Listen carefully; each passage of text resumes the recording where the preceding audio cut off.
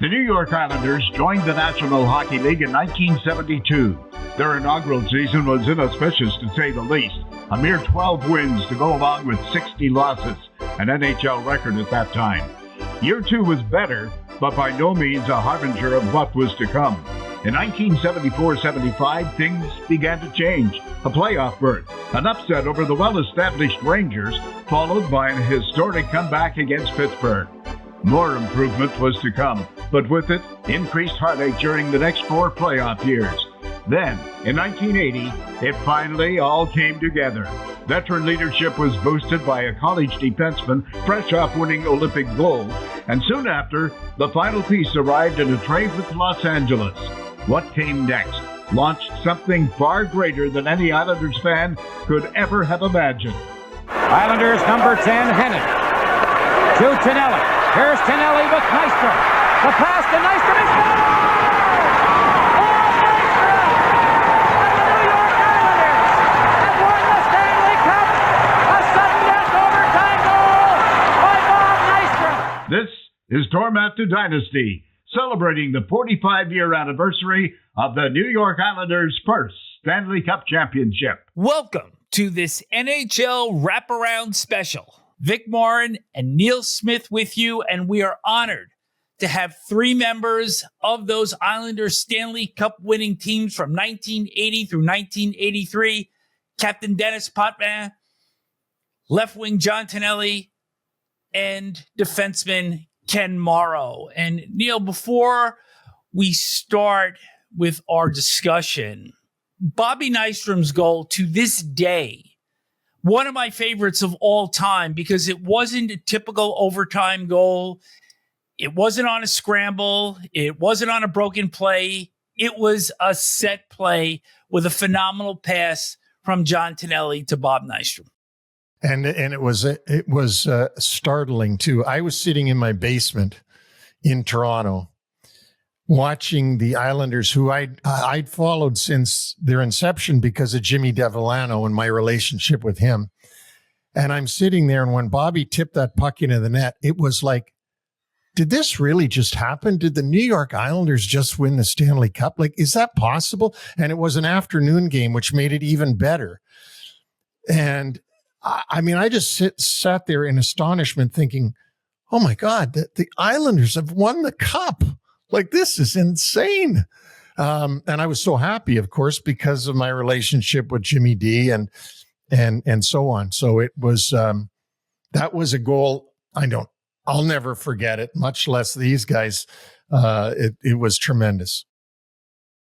Let's get some firsthand accounts and welcome our guests in. Denny, welcome in, the captain of 4 straight Stanley Cups. That won't be done again. The Oilers didn't even do that. So welcome in here. And, of course, John Tonelli, a guy that was involved with a lot of famous Islander goals, including that one that almost made me crap my pants with Pittsburgh in that 3 out of 5 where you scrambled back onto your feet after getting away from Baxter and getting to the front of the net.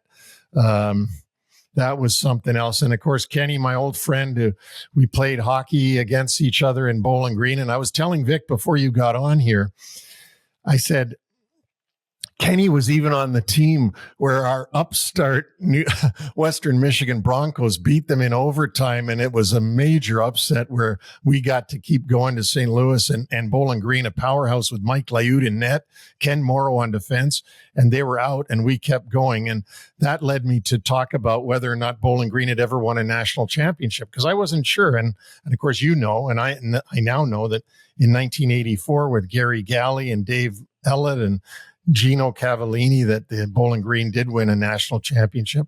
And this year, the Western Michigan Broncos won a national championship for the first time. So it only took us how many years after your team? 41 years later, we were able to get one. But congratulations on that, Neil, and to Western Michigan. Yeah, well, it's as you know, it's great for the program when you can do that. And Bowling Green has always been a wonderful program, and now hopefully Western can be of the same ilk.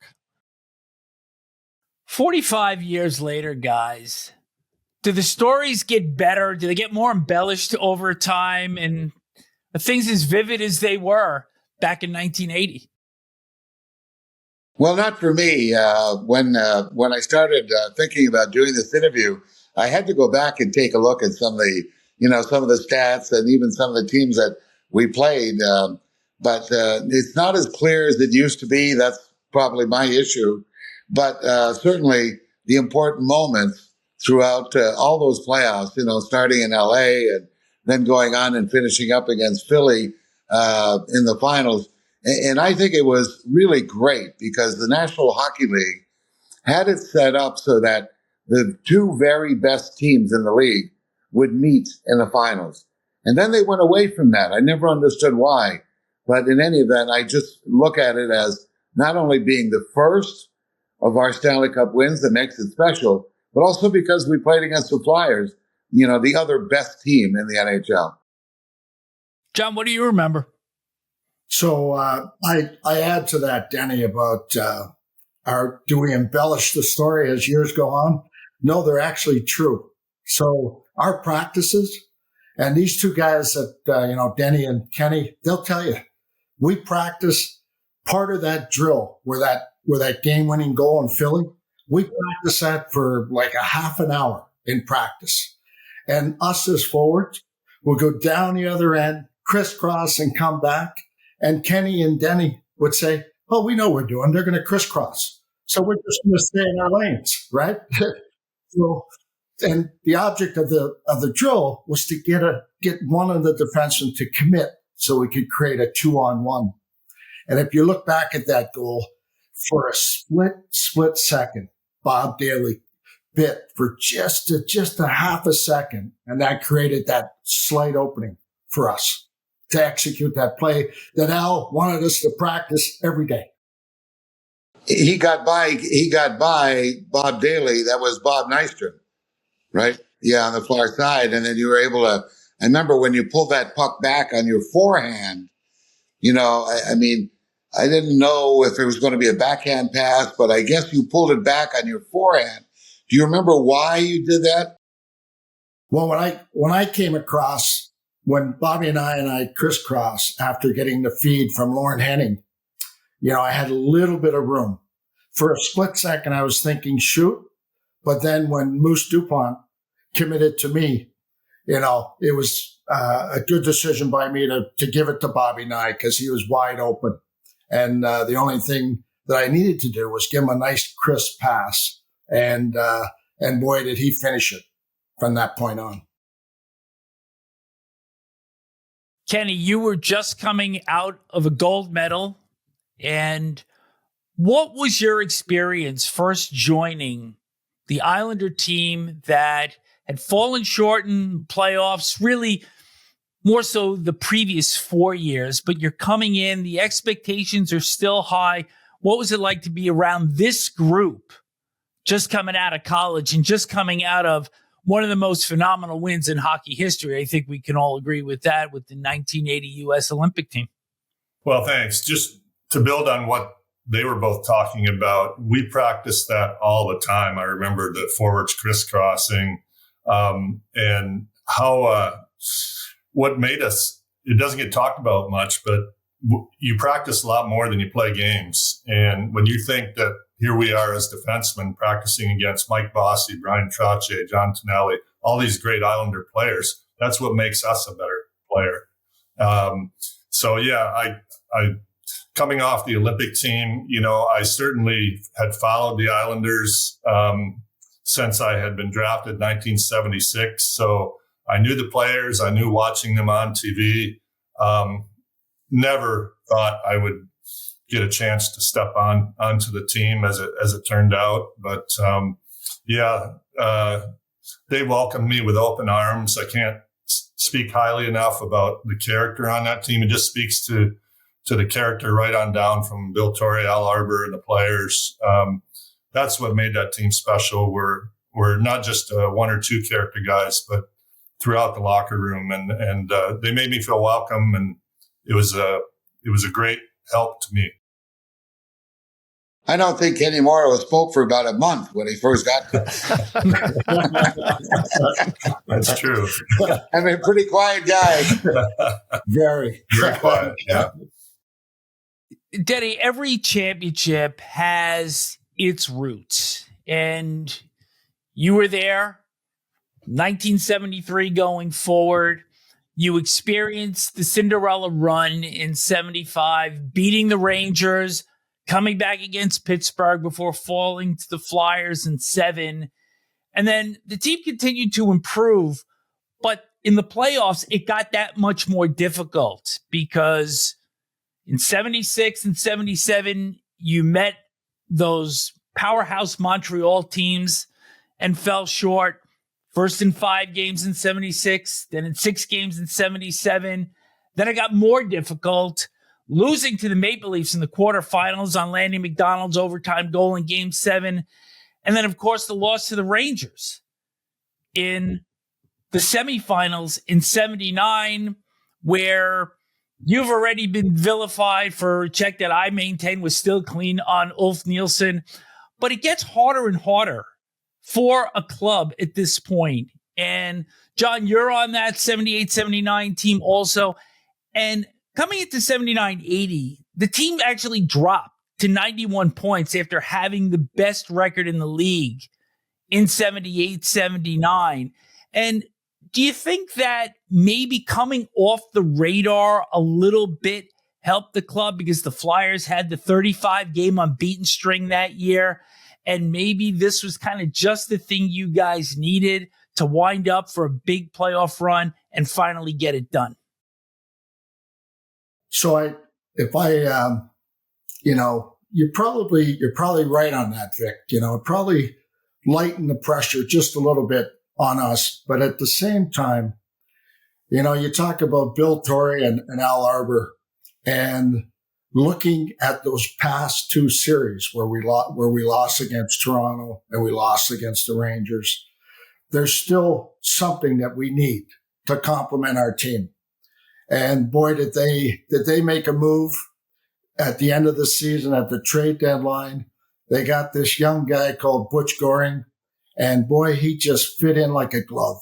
And from that point on, it kind of created, like, it took the pressure off all the lines and made that one line more powerful. Right? I mean, Butch, I often hear the story. Butch says, and he would say to all of us, he says, "Do you know how good you guys are?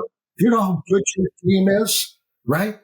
And he would speak that every day. And he said, "Come on, let's go." And he was a true inspiration and an important piece for us to get to the next level. To kind of put a stamp on that statement, our number 2 centerman was Brent Sutter. And he was 20 years old, I think, or 21 years old. And he grew into a leader and a captain and all that stuff. But at that time, there's a big, big step down from having Brian Trottier as your number 1 to Brent Sutter, who was just a kid coming in to the Islander organization. So, when Bill Torrey made the move to get Butch, I mean, that was really filling a spot that we really needed to have filled. And plus, I knew Butch Goring through my brother Jean, who played with him in Springfield and also in LA. So I don't know how many of the other guys in the room knew Butch, but I knew of him. And my brother kept telling me how great an asset he's going to be, both in the dressing room. And it was Butch who stood up. And I think John alluded to this. At one point, we were struggling, and Butch just stood up as a veteran in the NHL, and he said, "I don't think you guys realize how good you are." And that really hit home with a lot of us. So his presence, the move, of course, losing Dave Lewis and Billy Harris, great friends, guys that we grew up with as on the Islanders, was tough.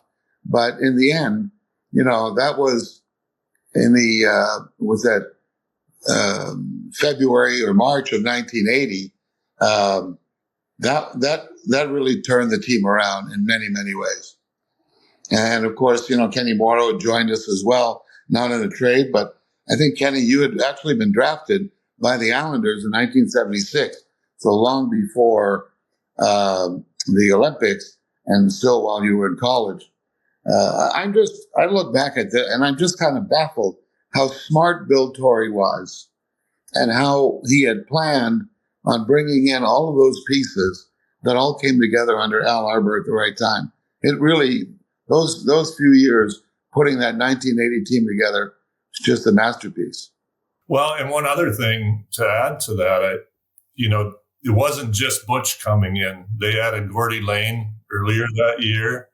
Dwayne Sutter and Anders Kaller, two young players, injected some speed, some talent, some grit into the lineup. So even though you look at the team and 16 players that played on all 4 cups in that first year, there was enough of a change there. It kind of gave a different look to the team.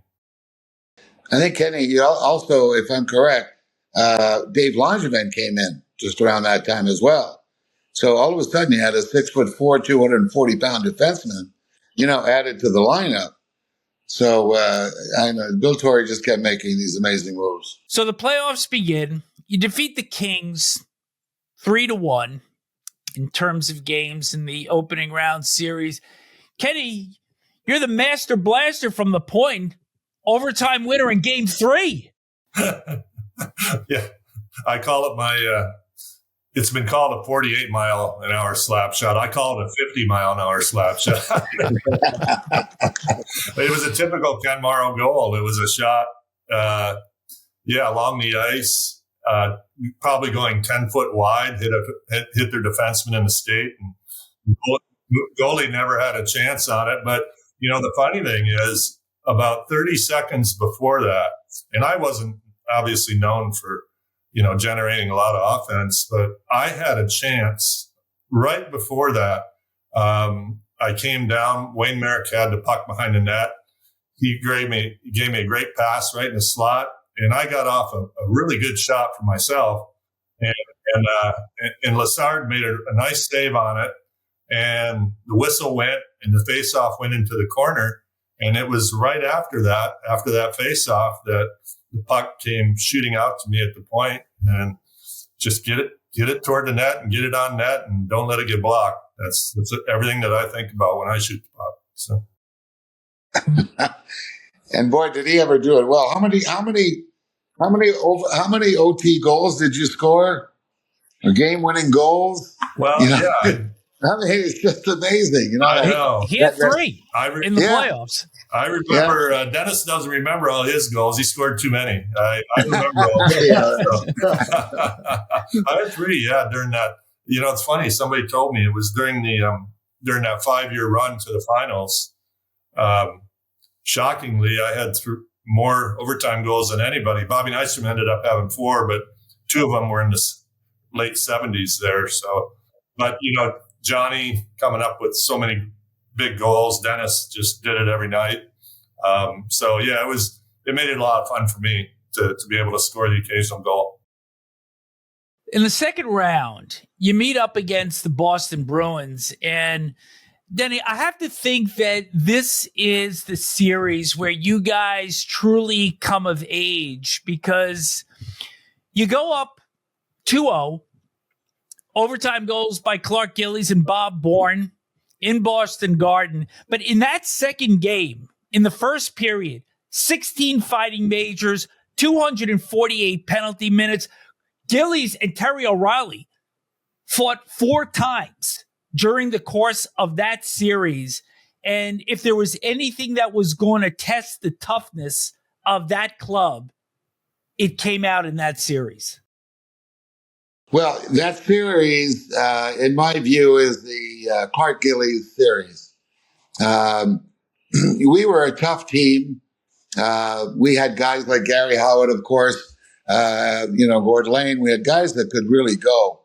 But it seemed to be a stage where Clark Gillies and O'Reilly stepped up. And I've got to tell you, I played against Terry O'Reilly for several years in junior hockey.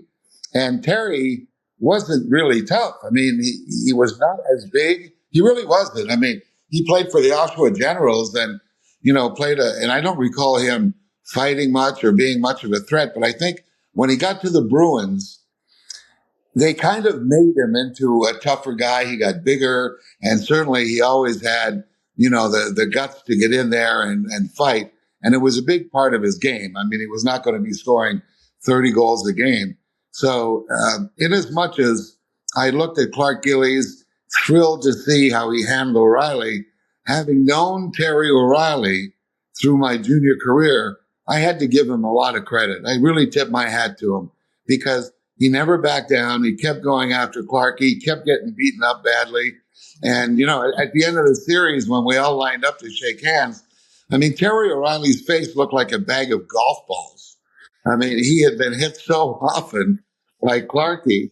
But that's the kind of respect that, I think all of us have for players on other teams who go to the line for their team. They'll do what they have to do. John, what do you remember most about that series and just the physicality of it? Well, I agree with Danny. That was a huge turning point for us as a team.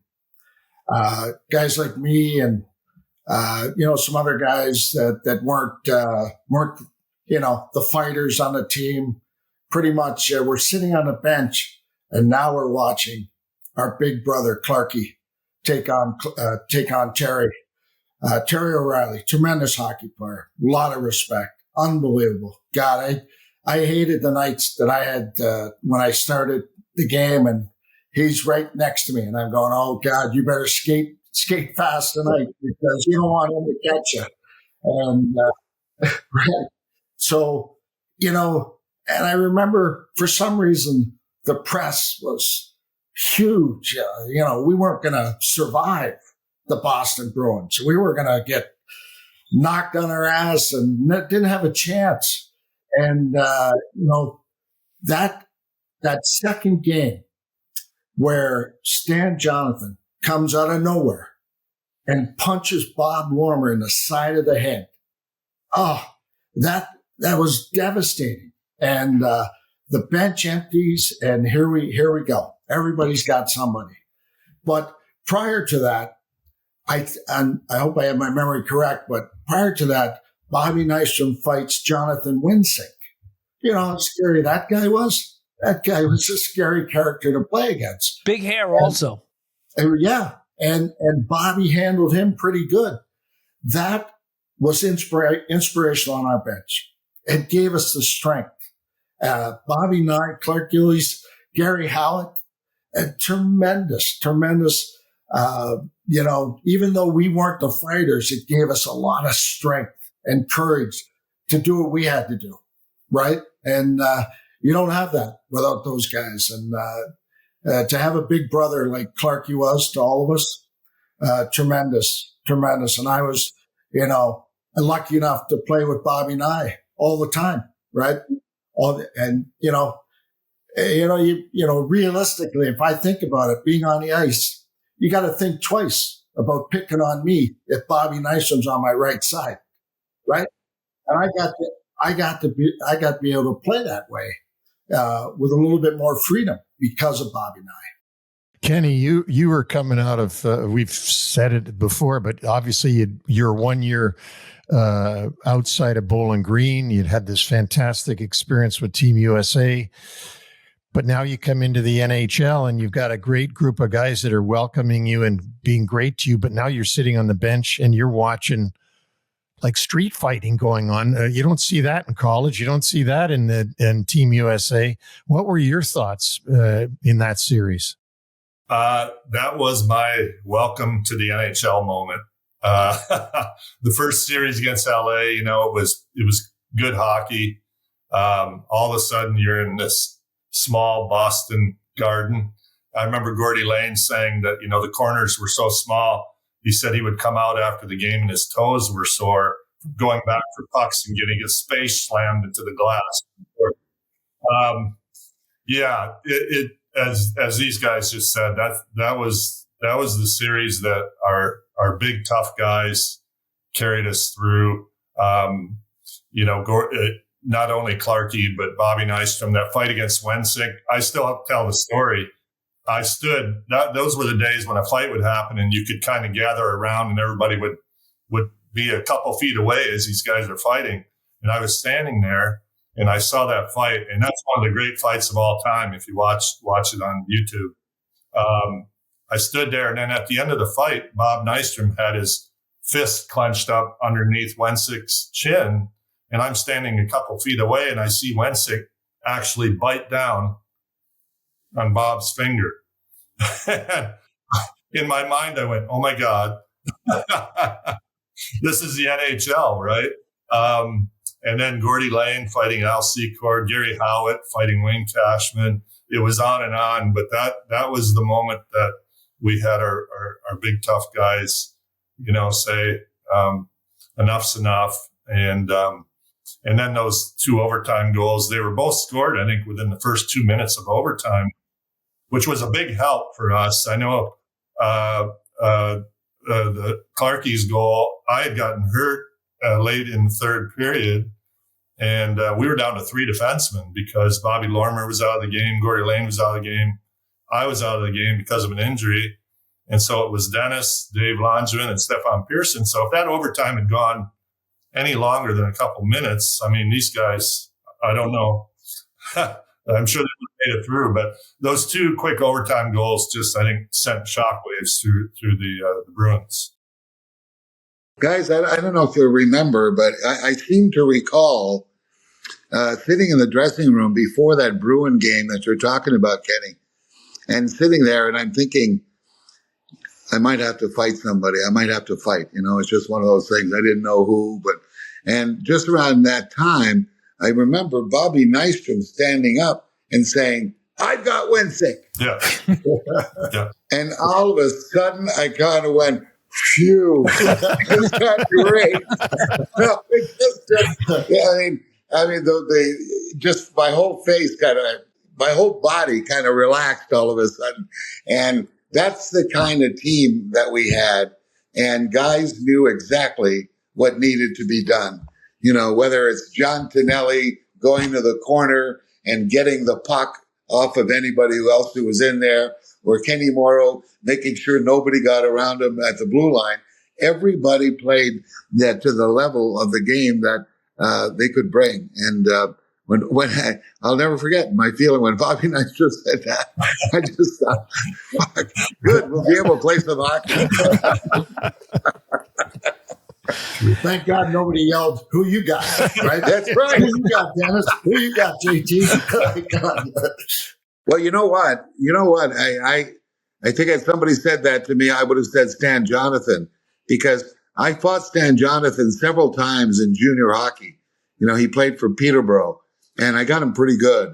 And I'd never fought him in the pros. And that game, we were coming into a face-off at some point, and Jonathan skated by me, and he said, "You're mine."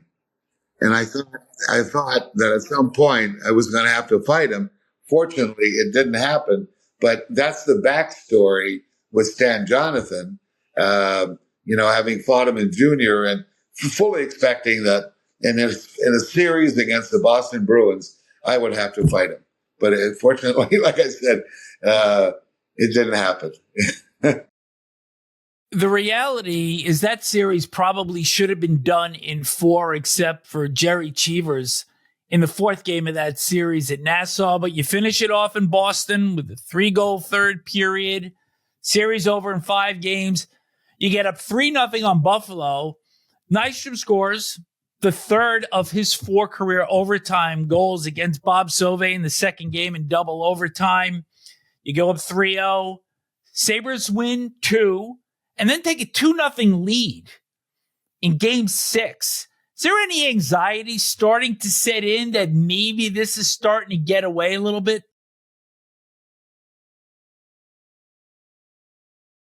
Well, I'll tell you, the LA series, the first series that we played, we were down 2-0 in that pivotal 3rd game going into the 3rd period, or we were down 3-1, I believe it was, but 2 goals.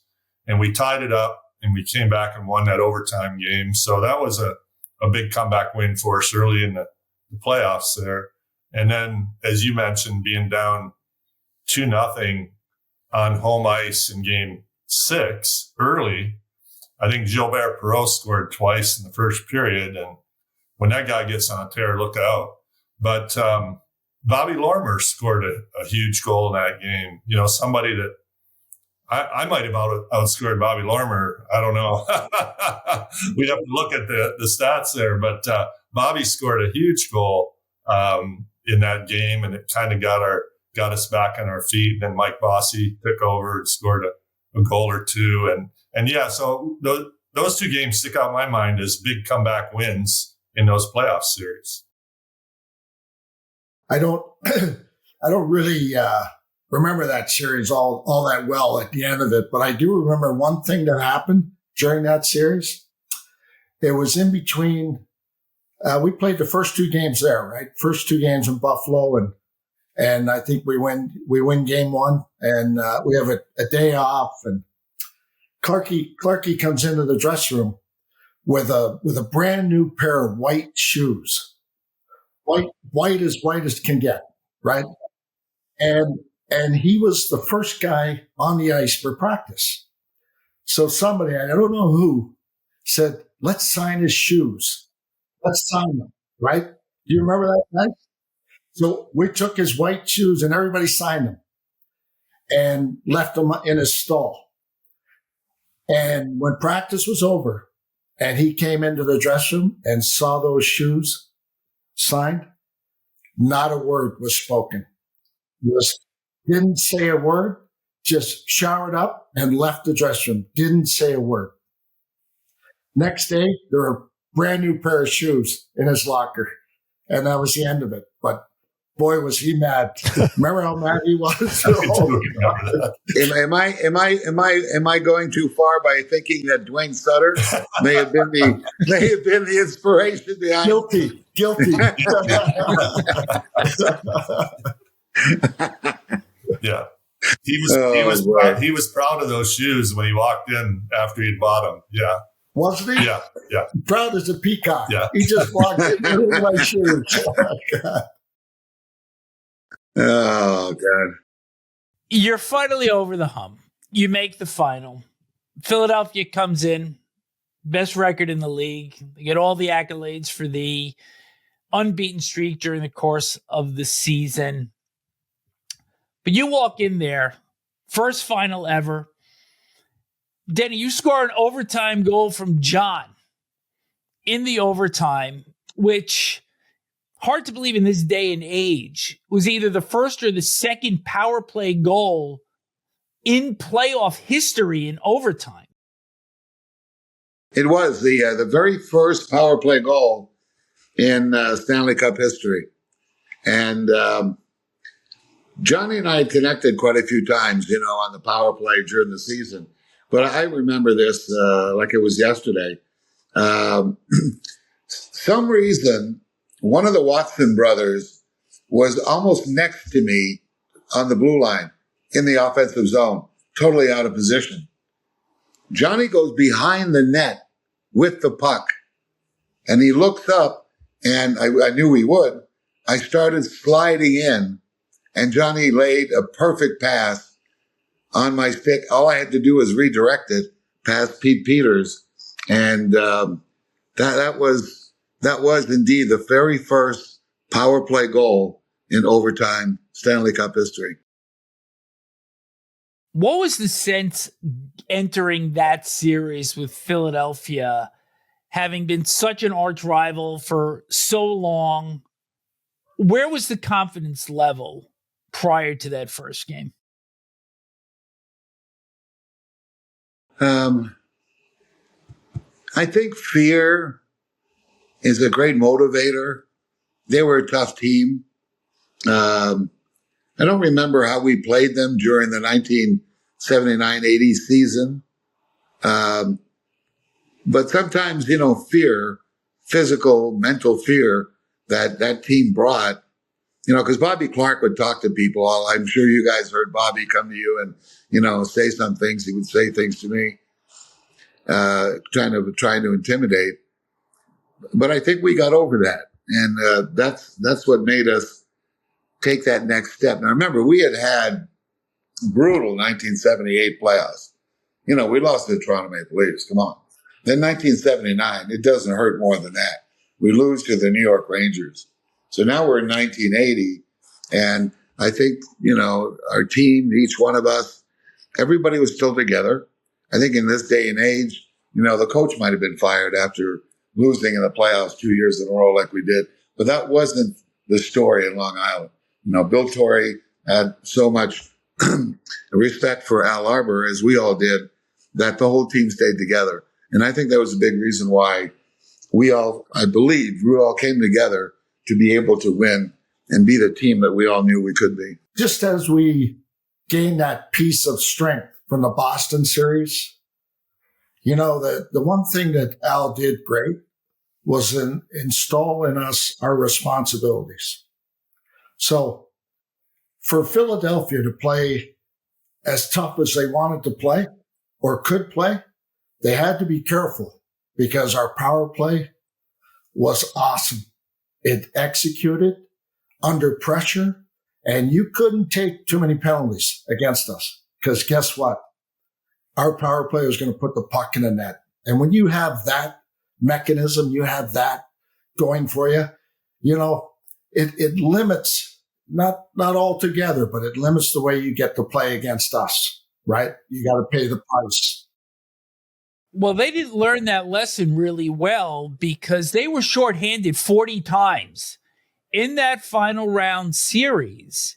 You guys scored 15 power play goals in the final, which stands 5 more than any other team in NHL history in a series.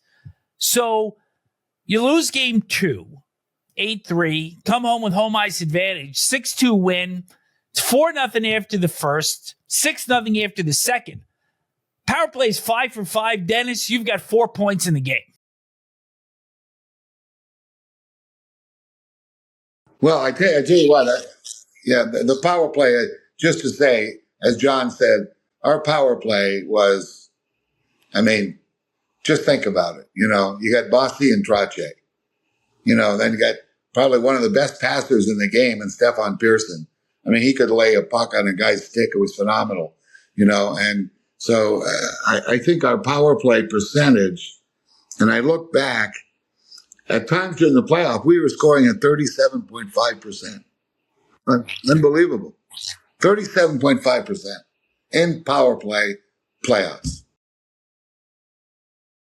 Pretty special, right? Pretty special. But that was the pressure that our guys, our power play guys, you know, I wasn't on the power play, but and I realized what I had to do out there. You know, a lot of times I was assigned to the checking line with Wayne Merrick and Bobby Nye, right? So we had to play against their best most of the time. And some nights we got embarrassed, right? And the Flyers, you know, their best line probably outplayed us at certain times, you know, my line specifically. But we got our chances to get back at them. But what I'm trying to say is, you know, our guys put pressure on themselves to execute on the power play, just as Kenny put pressure on himself to stop them from getting around him or getting near the net, you know, killing penalties. God, you meant just when Kenny first came to the Islanders and practice started, I'd be driving with speed, going down the left side, trying to get around him. All he'd do was stick out his right arm and stop me. That's the strength that Kenny had. And the wingspan that he had, I said, wow, this is so frustrating playing against this guy. I love him, right? Well, you mentioned, you know, Philadelphia wasn't going to change their stripes. That's what made them so successful. So they took all those penalties. Our power play, hands down, won us that series.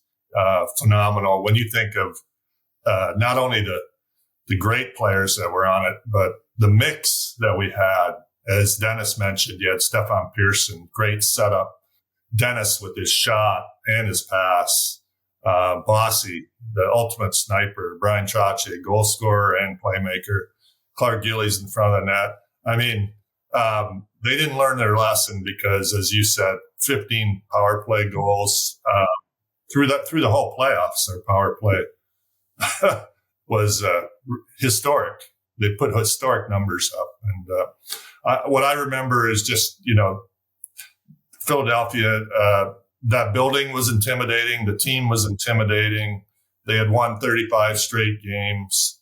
But, it was ultimately, it was our power play and their ability to not take penalties, that cost them the series. What do you guys? One name I want to bring up to you from the other team, because I'll never forget his face in the pose, and I got to know him as a man later on. But Mel Bridgman.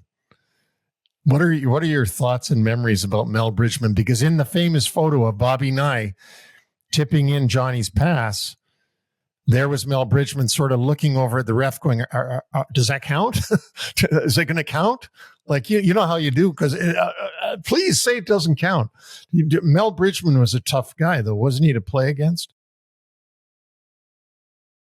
Nasty guy, tough as nails. And I don't think he talked too much, but Dennis, you're right. Bobby Clark, oh my God, he would talk to us all the time. And remember Ben Wilson? Jeez. So there's a face-off outside our blue line, and Ben Wilson comes up to my center ice and Wayne Merrick and says something to him, and the face-off hasn't happened yet. We're just standing there, and then I look at Wayne. He starts to laugh in that deep laugh of his, and the puck hasn't dropped yet. So I skated over to him and I said, "What's so funny?" He says, "Johnny, Ben just came up to me and he says, if I skate across their blue line, he's going to break my arm." And I said, "Okay, let's go." That's what Ben told Wayne. "I'm going to break your arm if you come across my blue line." Oh, God. Scary. I lined up in the defensive zone playing left defense, and Mel Bridgman probably got kicked out of the faceoff circle because he usually would take the faceoff. So I'm lining up in our zone, and Mel Bridgman is right there next to me, and he looks up to me and he says, "I'm going to break your face."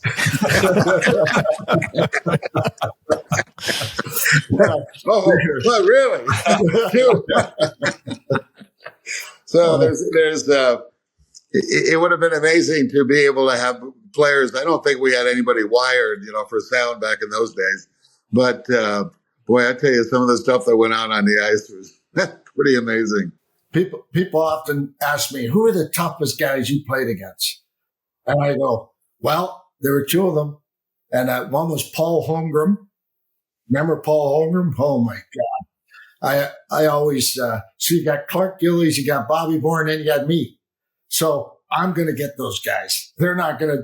Clarky or Bobby Bourne wasn't going to get those guys, and Terry O'Reilly. So I had to play against those guys all the time. And boy, did I focus on skating fast those times." Well, Paul Holmgren would play right wing, and I played left defense. So, Kenny Linsman would always dump the puck in my corner for Holmgren to come in and get it. And of course, I had to turn around and go after the puck. I like Johnny, I would skate my ass off just to try and get, the puck and me behind the net so that Holmgren wouldn't be able to get me. But there was one time where he anticipated me going behind the net, and I didn't know. I thought he was still behind me, and I came around the other side of the net, and there he was. I was flat on my ass. I got hit so hard, never expected him, but he was a big, strong guy, Holmgren, and I tell you, and the thing that made him really difficult, and Kenny, you know this, as a defenseman, as big and as strong as he was a really good skater. He could really skate. And that's why he just couldn't get away from him. And he was a guy, Denny, correct me if I'm wrong, but he was a guy that was scary because he could, like I always said, the scariest tough guys were the guys that could pursue you. And like Ty Domi in another era, was a guy that could pursue you. He could get you. And so it wasn't just that he would fight you like a staged fight. I mean, he was like a rocket coming in after you on those inboards. I remember Holmgren in the Spectrum. I mean, I was scared sitting up in the press box. I mean, that's how much he was like a missile coming in at you guys. Yeah, the skating ability was quite different. I mean, you had a big guy named Brown. What was his first name? Dave Brown. Big, tough guy, but you know what? You could get away from him without a problem. So, that compared to Holmgren was a different kind of fear. But the guys that were tough and mean and could skate with a one, that's when you learn how to move the puck real fast. And think about it. In today's NHL, a team is lucky if you have one heavyweight on your team. Some teams don't have any. In those days, you could count on both hands 10 guys on Philadelphia that you could call heavyweight, with Holmgren and Glenn Cochran and Ben Wilson and right on down the line, Mel Bridgman. And Boston, pretty much the same thing, all those tough guys. So, yeah, it was just a completely different era back then. Yeah. Yeah. Well, how about the ability to interfere back then and today? You can't today, right? I admire the defensemen today that go back and get the puck and are able to, with their agility, to get it out of there. Back in our day, I'm telling you right now, if I didn't interfere or get in Paul Holmgren's way so he could get to Dennis would come yell at me, and he'd almost fear me. You take care of that guy. Don't you dare let him get in. Right? And that's the way it was back then. We were holding and grabbing guys, which even made it more physical and more tiring to play those games. Would you guys agree? Yeah. Oh, back then? 100%. And, like Kenny can attest to, I mean, we really counted on being given a couple of extra seconds, to get the puck, because our job was to get the puck, turn around and try and move it up ice. But we needed a few extra seconds not to get laid, into the boards. And I know Kenny, having been a defenseman, what I tried to do was I tried to get as close to the boards as possible when I had somebody chasing me, because that would sort of really soften the impact on me. But you've seen hits where guys are hit and they're 3 or 4 feet from the boards. That's when you really get hurt. And I saw one just the other night in the NHL. This kid goes back, he's got his head down, going after the puck, and he gets hit from behind. He goes head first right into the boards. I mean, I thought you started learning that in junior hockey, but this kid obviously didn't. There's an art. There's an art to hitting, but there's also an art to taking a hit.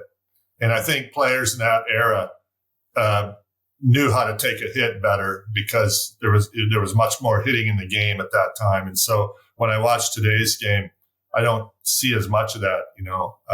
Guys know how to absorb a hit and bounce off and keep going, kind of a thing. Johnny might have been the best at it. Yeah. Johnny had those elbows up even in practice. That was my secret. Not just kind of my secret in the corner is that I knew guys wanted to run me as hard as they could through those boards. So, like Dennis says, stay close to the boards, even right next to the boards. And that guy hits you and he bounces off, right? And now you go with the puck. Now, I can only do that most of the time, but there's a couple times where I couldn't do that. Jay Wells hit me one night. I let Jay Wells hit me. And I don't know if you guys have ever felt this, but my body, my bones rattle. You feel that shiver down your bones, right? So I said, okay, Jay Wells can't hit me like that. I got to avoid him, right? And the other guy would be Nicky Fitzhugh. I could never let Nicky hit me from any shape or form. I couldn't, because he could rattle my bones. There was a tough guy that could skate right there. Oh, yeah. Boy, head on a swivel when he was on the ice. He'd get flying up the ice with the puck, and he'd fire that wrist shot from the red line, and it was like a bullet. I do remember that.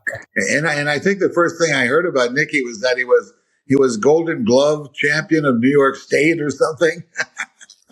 I mean, I don't know that any one of us or any of our guys fought him. I don't think. I don't remember that. I think Gordy Lane fought him a couple times. I remember, but yeah. Gordy Lane. When I was playing with the Islanders and Gordy was with Washington, I always thought that he was a real big guy, because Gordy had a big head. And I thought, here's a big guy, So we made a deal to get Gordy. And the first time I see him in the dressing room, he's going into the shower and he's just he's got a big head, but the body is just really skinny, So I was like, I couldn't believe it. I think he only weighed about 185 or 188 pounds. But if you got a guy fighting, his right hand was like a piston. I mean, remember when he fought Secor? I don't know if you remember that fight. It was just unbelievable. He could really, really throw him and fast. I called him, jokingly called him the king of the spear back in those days. And I can think of several times. I remember one time in Boston Garden, there was a big jam up of players, 3 or 4 Boston Bruins players, 3 or 4 Islander players right in front of our net. And Gordy was in the middle of it. And all of a sudden the puck shot out and everybody broke away. And here's a Boston Bruins guy laying on the ice, rolling around, holding his stomach.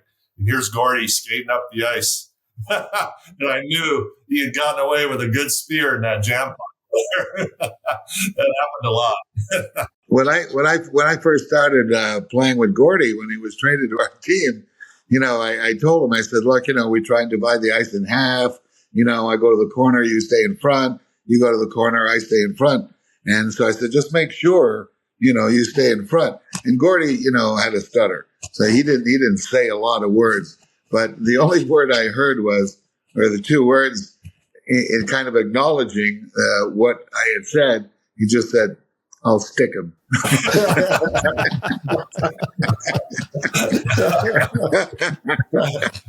We're going to come back now to the final because you continue to stick it to the Flyers.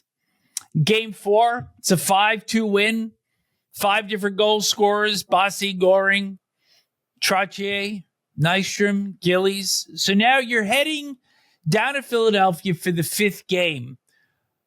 Was the sense that you were going to be able to wrap it up there? Was it 6-3 final? 6-3, yep. I think we were in the game early on. I think it was tied after the first period, and then they kind of pulled away later in the game. I think Stefan Pearson had a couple goals that game, if I'm not mistaken. You had a 1-0 lead in the second. Oh, we did? Okay. Yeah. Oh, wow. But I don't remember that. But yeah. I can't say I expected to win there. I mean, that was a tough building. They didn't lose many games in that building. So having a 3-1 lead certainly put us in a better spot than going in there, tied at 2 and being on their home ice. So you bring it back to Nassau, May 24th. It's an afternoon game on CBS. And I think we could agree that back in the day, there was no video replay, but that probably would have been used a couple of times in that 6th game. Because Reggie Leach opened the scoring, but Denny, you scored on a power play goal, which to me was at chest level. I don't think there was any question, even though the Flyers wanted that goal overturned, and Bob Myers refused. Well, he refused because it wasn't above my shoulders. It was at that level. I was convinced of it. There was no video replay at the time, but to this day, I'll always say that it was a good goal. Yeah, I think it was a good goal. Yeah. Your stick started high, but it came down well below, and maybe it was even at waist level by the time that puck was contacted. Yeah, it was a good goal. I've seen it on replay. Yeah. But you're right. I think one of the thing I did remember is I'm watching the puck, and my stick is up, but then I follow it down, and I'm conscious that I'm going to make contact with it at the shoulders or below. So, and like Kenny said, I think it was obvious to people around that it was not a high stick. Can we agree the second goal by Dwayne Sutter would have been called back in this day and age with the drop pass from Gillies that came outside the blue line? Absolutely. And, Absolutely. It was a good foot offside. Yeah. Leon Stickle is still vilified to this day in Philadelphia. When I saw it on television, I had a really good view of it. And Leon was, and back to the boards, Butchie goes across the blue line with the puck, drops it back. Clarkie picks it up about a foot outside the blue line. But I noticed Leon was looking at Dwayne Sutter on the other side of the rink, making sure Dwayne Sutter wasn't offside. And it was at that exact moment, I recall watching it several times, that by the time Clarkie got the pass and moved, he was already inside the blue line. So Leon Stickle took his eye off the exact play just to make sure Dwayne was going to be onside. And that's when the puck went out and Clarkie was able to bring it back in fast enough. I mean, it wasn't offside, no doubt about it. So I'm going to add a caveat to this because you're talking about replay and if today's. So here's why I don't feel bad about that goal. In the first period, Philadelphia had for their first goal that they scored in that game, they had a 5-on-3 power play. We were down 2 men.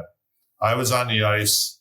Credit Barbie Clark for making a veteran move on a young defenseman, but I was standing in front of the net. Bobby Clark standing there, and he literally locked my stick under his arm. I had my stick up around his waist here, and he went like this, and he locked my stick. And if you watch video replay of it, I'm trying to pull my stick out. So not only do they have a 2-man advantage, but I can't use my stick in front of the net. And the pass goes across, and they score a power play goal for their first goal. So I call it even Steven. We get the offside goal, and they get a goal that was clearly should have been a penalty, especially with the 2-man advantage that they have. So it's even Steven for me. That goal would have been called back. It would have been. Well, the game is 2-2 after the first because Brian Propp scores for the end of the first period. Then in the second, Bossy on a power play. Bobby Nye from you, John, with 14 seconds left in the second period. And looking at some of the interviews that have been done since then, Bobby Nye said that a lot of the guys were already high-fiving and shaking hands and stuff like that after the second period, perhaps being a little overconfident that this thing was in the bag. From your perspective, what was going on in that room? Is that story accurate, or are there some differing tales? In the second intermission, yes, there's no doubt that we lightened our focus. We just took a little break from the drive that we had going and what we needed to have to beat them. And that's what happens, right? You see it all the time throughout the NHL when guys lose it for a quick split second, or they lose that focus and that thought. That other team builds momentum and catches it pretty quick. And we sure found that out in that third period. Yeah. Bob Daly and John Paddock scored within the first 6:02 to tie the game at 4. So now you're coming back into your locker room, essentially facing the fact that if you give up the next goal, you're going back to Philadelphia for a 7th game. How's the mood now? Pretty scary to have that thought. But I remember specifically Bobby and I yelling out, "I'm going to get it. Who's going to get it? I'm going to get it." And a bunch of guys started yelling, who was going to get it, and we just kind of regrouped as well as we could and walked out to that ice for overtime. And it was pretty scary because we all played with in the back of our mind. We didn't want to go back to Philly, not a shot, because the momentum would have shifted so hugely towards them. Did we believe we could win? Sure we did, but it was time to put it away, and we knew that. Fear being the greatest motivator? Yeah. And never doubt the heart of a champion with Philadelphia. I don't remember high-fiving the locker room. I don't know that it was to that extent, but I think Johnny described it well. Just that maybe we just weren't as sharp as we were supposed to be for that third period. But, you know, they proved heart of a champion, 35-game winning streak that year. They came right out and they came at us, and we were on our heels, that's for sure. And it was a day game, and it was hot outside. The ice was slow. It was a slog through that whole game. And I just remember going out for a shift, coming back to the bench and just putting my head between my knees. I didn't see Bobby's winning goal. I had gone out for a shift, and it wasn't a very long one, came off, and I just had leaned over and I was trying to catch my breath to get ready for the next shift. And then I heard the roar of the crowd. I wanted to ask you guys, because back in those days, there weren't many afternoon games, right?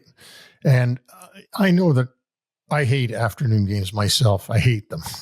But how did that seem to you guys? Just that one thing, you couldn't have your routine for that game. You know, it was thrown off. So you find out, oh God, we got to play it in the afternoon. Like, you want to play at night because you're used to the time you go to bed when you're going to have your pregame meal, how you're going to drive to Nassau Coliseum, where you're going to park, and all the rest of it. Did that throw you off a little bit at all, thinking about that? Why are we got to play in the afternoon? I think it does. I think it throws you off as a player. As you guys all know, players are big on routines, and yeah. So but it works both ways. It wasn't just us; it was them as well. So, yeah. We didn't quite have that afternoon nap like we normally do on a regular game day. You know, we love those afternoon naps. I think more so it was just the heat. That, it was warm outside. It was a muggy day from what I remember. And you could feel it in the building. You've described so well at the head of the show, the play, the passing, the rehearsals or the practice that went into that play. What was it? 1,000 times. Never worked in practice, but it only needed to work once. And John, nobody could celebrate like you back in those days. I mean, you would jump, and, we remember the game in the first game in Philadelphia where you just jumped up and down, and your celebration after that goal went in. Kenny, you would just describe that your head was between your legs, so you didn't see the goal. John, you're right there. You're the principal that makes it happen with the great pass. Denny, where are you? First thought after all the heartache that you had gone through the 4 or 5 previous springs. I was on the bench with my head down. I never saw the goal. You too? You went, Kenny? Yeah, I had my head on the boards like this, Johnny. And then when the crowd went, I had my head on the thing. And then I saw everybody going after Bobby, and I jumped on the ice. I never saw the goal. Brian Trottier had said, and he was the Conn Smythe Trophy winner that year. He had said, and this was kind of one of the most vivid things that I had heard coming out of that, was, of course, there were no digital cameras, no iPhones, no nothing. There were just good old-fashioned flash bulbs. And he said that he could actually taste the lead from those flash bulbs going off in the building. Is that true? Well, I don't know. I do remember in those days how fans would find their way onto the ice. And it wasn't just the players. There were a bunch of fans that had gotten through security or over the glass, and so that happened for a couple of our other cups as well. Yeah, I think I remember, and again I think I remember the story was told to me that winning the first Stanley Cup, Bobby Nystrom's goal, Bobby never touched the Stanley Cup because the hordes of reporters, after I had the cup, I handed it to Clarkie because Clarkie had been captain the year before, and then it got handed around to the rest of the team. But it was later that I found out that, by the time we got to the dressing room, Bobby, I guess, was still on the ice talking to reporters, either really excited or they weren't going to let him go. So that was interesting to me that Bobby never got to touch it until it was in the dressing room. I want to ask you guys one question because I've had this experience too. How many seconds do you remember it taking you after the roar of the crowd, after the puck went in, how many seconds to go, holy fuck, we've won the Stanley Cup? Because, you guys had scored goals, you'd played in overtimes, you'd done everything anybody could do. But the one thing none of you had ever done, I mean, Johnny, we want to ask you about Gordie Howe too. You played with Gordie Howe for 3 years, but you'd never won the Stanley Cup. And so there's got to be that little time warp where you go, oh, good God, we've won the cup. For me, and I've said this many times, the first feeling I felt after that goal was relief. It wasn't joy. It was relief that we didn't have to go out for another shift or have another practice or play another game. For me, the way I described it was through the playoffs, we had those two sets of stairs that went down into Nassau Coliseum from the lobby to get down to the locker room, right? And I remember as the playoffs went on, how it became more difficult to walk up those two flights of stairs. That's how drained you become. And when you get into the finals, I remember hanging onto the handrails after a practice to walk up to the lobby to go to your car.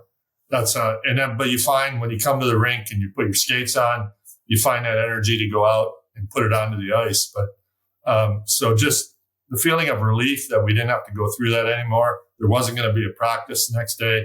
And then after that, the joy kind of sets in about what just happened.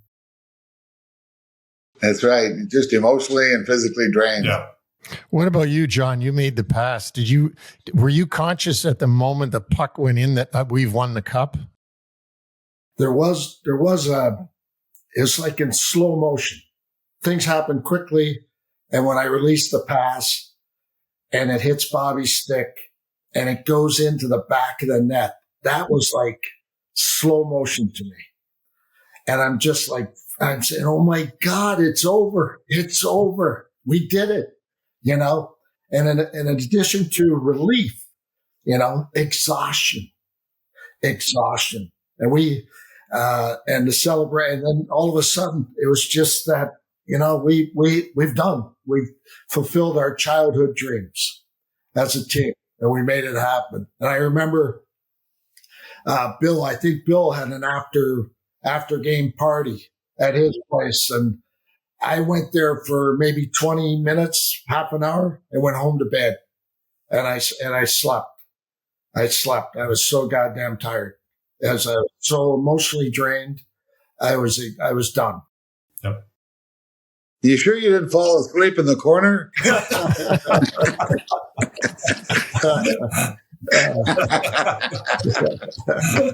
Denny, you ran the gamut in terms of all of these years, and to finally be the first New York Islander to put your hands on the Stanley Cup.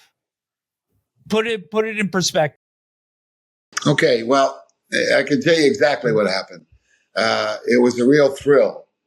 I had seen the U.S. Olympic team that Kenny played on, raise that trophy, which was kind of like, gee, I hope we can do that this year, with the cup.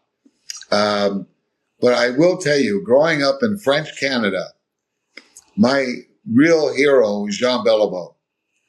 And I couldn't tell you how clear the picture was in my mind of the big number 4 raising the Stanley Cup for the Montreal Canadiens. And here I was doing the same thing. That's exactly what went through my mind. Almost until the time that I got to the offense, to the blue line at the other end.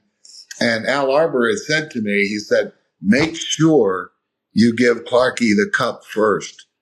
And that is because Clarkie had actually been captain of our team the year before, but Clarkie went on to have not a very good year for himself.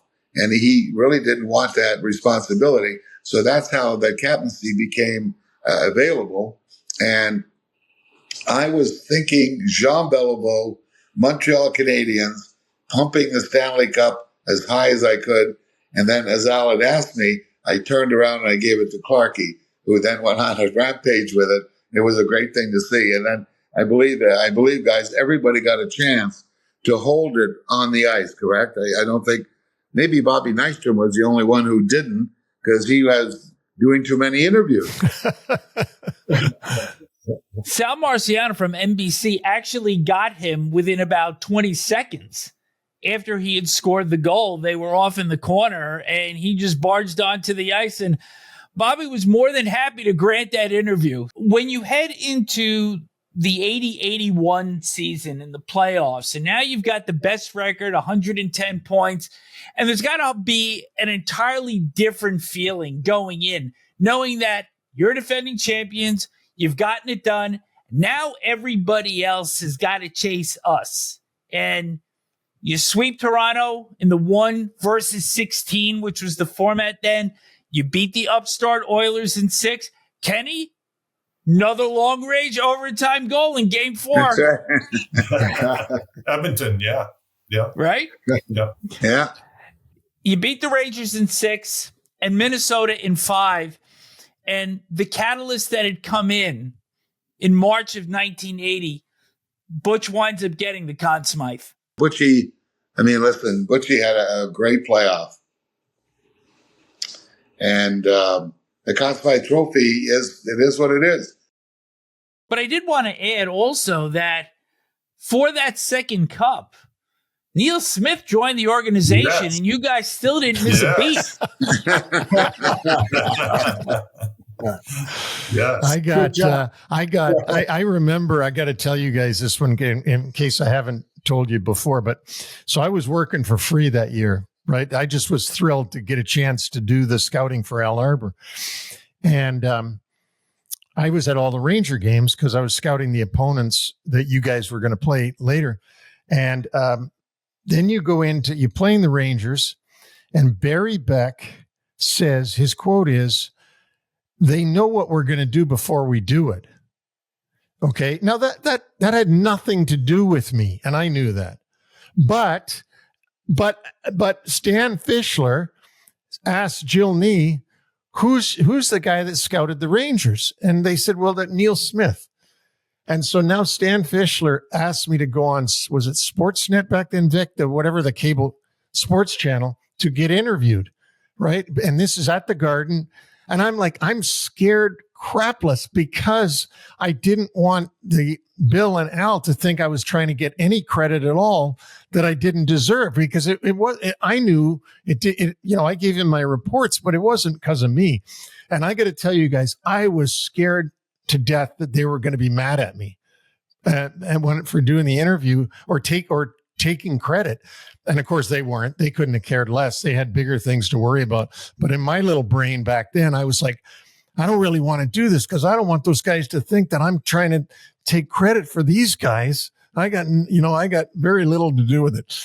I just find that a funny back in the days how you react to certain things. That I was like, oh no, I don't want any credit for this. Well, that's what makes a great general manager, and Bill was arguably the best in the business. You surround yourself with good people, and that's what he did. He has great scouting staff bringing you in, you surround yourself with great people and you let them do their job. And that's why that organization had so much success over the years. I had a pretty tough moment when Bill traded my brother, to Minnesota. And I think it was J.P. Parise and Jude Drouin that came back. And that was a little tough for me. I just never expected that. And the way it happened was that I showed up for practice one day at the Coliseum. It might have been game day. I don't remember. And Potvin sat right across from me in the dressing room. And I sat down and I looked across and the stall was empty. That was really tough. And then Bill, I got to say, I spoke with Bill afterwards, a little while afterwards, and just told him how I felt. And Bill went back out and made a trade, and he got my brother back for the Stanley Cups. So Potsy ended up winning 2 Stanley Cups with it, which is really, that's all I wanted. You know, we were so close, my brother and I, we were so close as a team to winning a Stanley Cup. I just really wanted him to be back in the dressing room. And I told this to Bill Torrey, and to Bill's credit, you know, he sent Richie Hansen to Minnesota, and we got Potsy back. And Potsy ended up being on 2 Stanley Cup teams. I mean, that's the kind of guy that Bill Torrey was. I think all of us, and I'm sure you guys had your chances to sit down with Bill and talk, and he would listen. And, you know, I think that he was such a great human in terms of a general manager. And that to me was one of the great moves that he made on our behalf, my brother and I, to bring us back. And then, you know, it just seemed to all fit in. And we all went on to win 4 Stanley Cups. And Potsy may not have been an integral part of winning the Cups because he wasn't playing that much. But you guys can attest. I don't think there's anybody better in the dressing room than Potsy. I mean, he was so behind each and every one of us.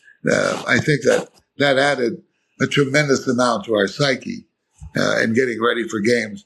That Potsy was back in the fold. There wasn't anybody better in the locker room than Potsy. Yep. Yeah. He was there for the Stanley Cups in 80 and 81. And in 82, team has 118 points. You've got a 15-game winning streak, John, February 20th, 1982, goal against Chico with 47 seconds left. Once again, phenomenal jumping up and down celebration. And it appears you guys are easily on your way to the 3rd cup. And you play Pittsburgh in the first round. You win the first 2 games easily. And to the point that the owner of the Penguins told fans not even to come to game 3. And the Penguins win that game in overtime. They win game 4. And they bring it back to Nassau for the 5th game where they've got a 3-1 lead late in the 3rd period. And this was one of these rule changers that took place after this game because you guys got a power play. 7-8 minutes left. Down 2 goals. And Arbor took Billy Smith out to put Rolly Melanson in because they allowed a warm-up at that time.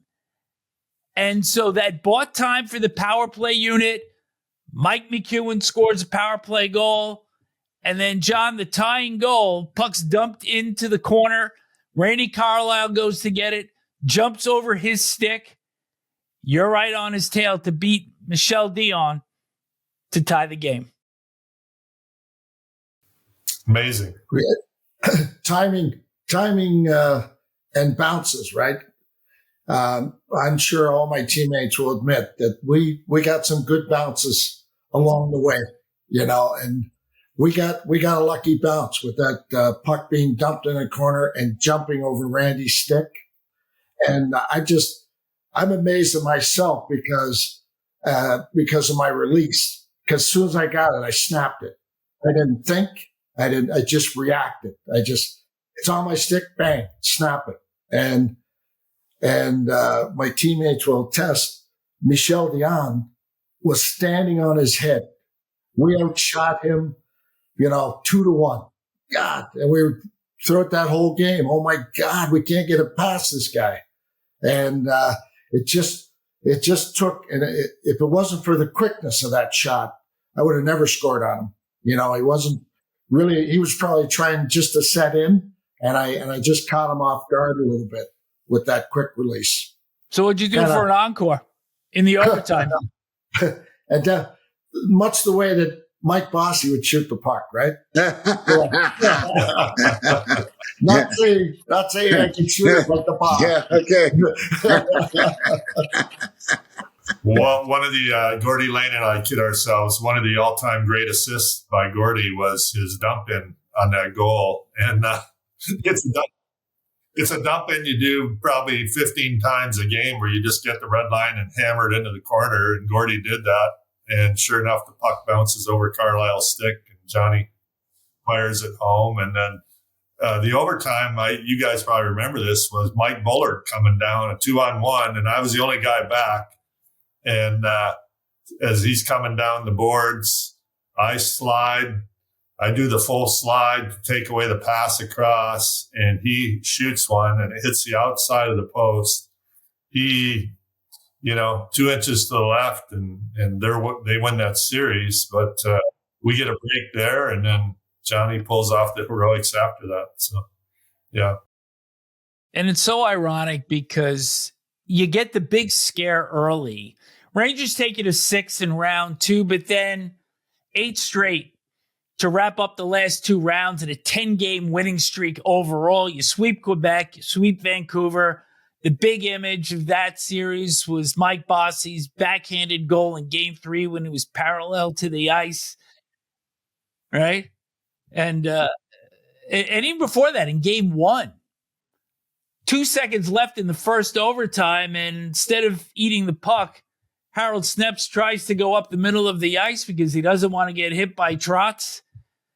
Bossy picks it off, beats Richard Brodeur, and you guys were on your way.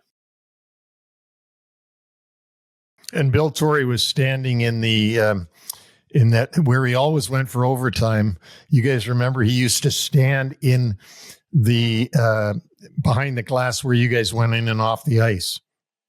He would come down there, and at the Garden, when he would come down and stand at the Zamboni gate behind the glass on the ice level if you guys were in overtime there. And I remember watching that and thinking, he breathed such a sigh of relief that the Islanders had scored on Snepsy's pass. Well, you brought up that Mike Bossy goal where he was parallel to the ice, about 3 feet off the ice, and he backhanded that in. I still say no disrespect to the great Bobby Orr, but that one Bobby Orr gets all the attention, but he wasn't flying through the air. It was after he had already scored when he had his feet taken out from under him. Mike actually had his feet taken out from under him, still had the puck on his stick, and got the shot off while he was parallel to the ice. Yeah. The greatest goal I ever saw. He actually, while he was off the ice, parallel, he went forehand to backhand, which was remarkable. So you win the third cup. Now, Neil Smith leaves the organization. Still, the team manages to survive. You come down a little bit during the course of the regular season, 96 points, second in the Patrick. You beat the Capitals in 4, because it was a best of 5 back then. Rangers in 6, Bruins in 6. And now you've got this cocky team from Edmonton coming in, the upstarts, and they're getting all the headlines. Gretzky, Messier, Coffey, Curry, Fior, Lowe, you name it. They're coming for you. This is probably one of the great challenges that you have during this run. What did you see in this team that maybe you saw in yourselves a few years earlier? Well, I think that we knew that if we're going to win, we are going to have to take the old cliche, take it like one game at a time. And I think the thought process, at least in my mind, I wasn't going to carry the puck. It was going to be, you got to play really, really good defense. And Billy Smith was outstanding in that game one. I mean, unbelievable. And I think that's why we won that game one. John, you want to add? No. So, hey, listen, who was getting all the press? The Edmonton Oilers. They were the machine. Nobody was going to stop them, and a lot of what Bill did and what he liked for our team to be, even though we had won 3 straight, is under the radar. Keep it quiet. Quiet confidence, build on it. And were they really good? Yes, they were. They were really, really good. But if you ask me along the way, our team always had the ability to meet the challenge. If one team would play at a level and raise their level, we would be able to meet it and play better than that. And that's what we did against the Oilers. They were an awesome team, but whatever they threw at us, we matched and beat it by a little bit. We just raised that level, and we were able to gain a lot of momentum, and they couldn't really get traction against us. And we just I don't want to use the word walk through them. We certainly didn't walk through them. We fought our way and played the best possible hockey we could to beat them because we knew we had to. Was there a specific strategy to Gretzky going into that series, or was it simply a matter of the collective team defense?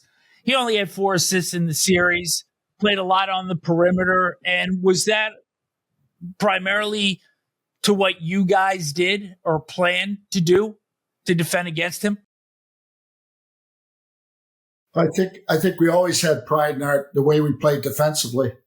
We always had Al's team, and if you wanted to play on Al's team, you had to take care of your own end. And how do you do that with an offensive-minded team? You shut them down. And you're looking at 2 guys right here, Denny and Kenny, and the rest of our defense shut them down pretty good. And if you're an offensive talent, you got to put the puck in net. You get a little frustrated that you're not doing it. Yeah, and speaking to the strategy question, there was a specific strategy. Now, these guys will remember, Al, all we talked about was taking away his options.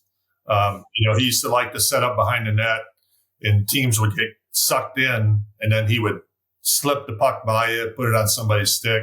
He also liked to curl. When he got the blue line, he liked to pull up inside the blue line and then just hit guys, whether it's Coffey coming down the middle or that's what he did better than anybody else, Wayne Gretzky. So I know Al talked about this a lot, was take away his options. Don't necessarily feel like you have to attack him right away, but take away all his passing options. So we concentrated on that. And then, as you mentioned earlier, Billy Smith, greatest goaltending performance I've ever seen was game one. By far, I think the greatest goaltending performance probably in the history of the NHL was Billy in game one. He stoned them. I think you could see the frustration set in. They were a young team, and they had a young, cocky coach, Glenn Sather, and I think they all got frustrated after that first game, and I don't know that they ever recovered from that frustration. I remember the game plan that we had, and as Kenny and Johnny mentioned, the key was really for our forwards to come back. And in doing that, I know Gretzky would come down. Let's say I'm playing left defense. He liked to come inside the blue line and curl. And then he would have, 2 of his guys, whether it was Messier, Anderson, or, the Finn, whatever his name was, kind of going to the net, and he could put a pass in there. And I remember that all I had to do, what I had to do was rush Gretzky. Meaning rush him to make a pass before he was ready.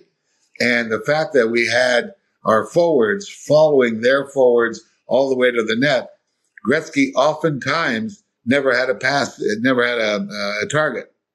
And so at that point, the puck would get turned over, and I think we could go up the ice. But to me, that was kind of what I wanted to do most, was to try and make Gretzky make a play before he was ready.